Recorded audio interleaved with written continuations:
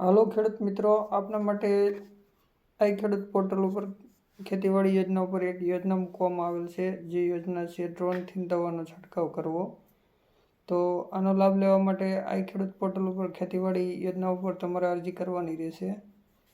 તે અરજી કરવા માટે 7/12/8 Aadhaar card, bank passbook, mobile number આ ડોક્યુમેન્ટ સાથે તમારે અરજી કરવાની રહે આ ખેડૂત પોર્ટલ ઉપર ઓનલાઈન। તો આ યોજનાનો તમને લાભ વધારેમાં વધારે 5 એકરમાં મળશે અને એકર દીઠ 500 રૂપિયા, જે ડ્રોનથી દવાનો છંટકાવ કરવામાં આવે। તો આનો લાભ લેવા જો કોઈ ખેડૂત મિત્રો માગતા હોય ડ્રોનથી દવાનો છંટકાવ કરવા માટે, તો અત્યારે હાલમાં આ પોર્ટલ ઓપન છે, અત્યારે ઘણો ટાઈમ ખુલ્લું રહેવાનું છે, તો આની અરજી કરી શકો છો।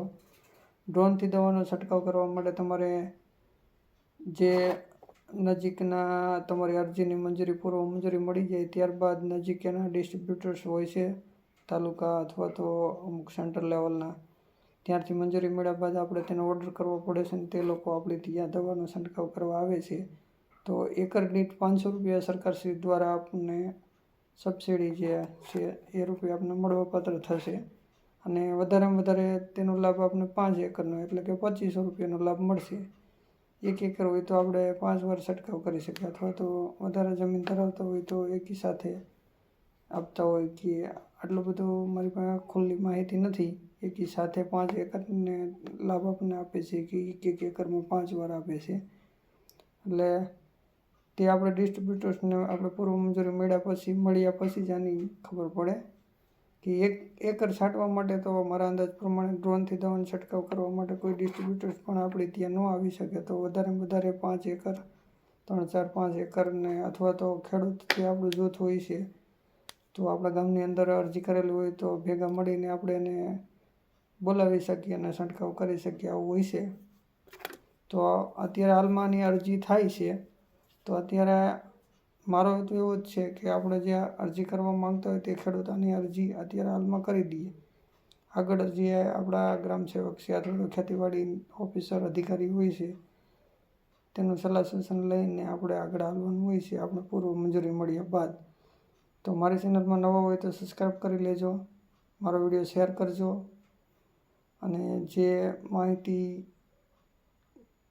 કંઈ પણ સરકારી યોજનાઓને જે આપણને લાભ આપણે સૌ કોઈ લોકોને મળવાપાત્ર થતો હોય તેવી યોજના સરકારશ્રીની આવવાની હોય અથવા તો આવી હોય તેની જાણ થતાં જ હું વિડીયો બનાવી અને મૂકું છું। તો તમને ચેનલ સબસ્ક્રાઈબ કરેલી છે અને બાજુનું જો બેલ આઇકન દબાવેલું હોય છે તો તમને નોટિફિકેશન મળશે નવા વિડીયોનું।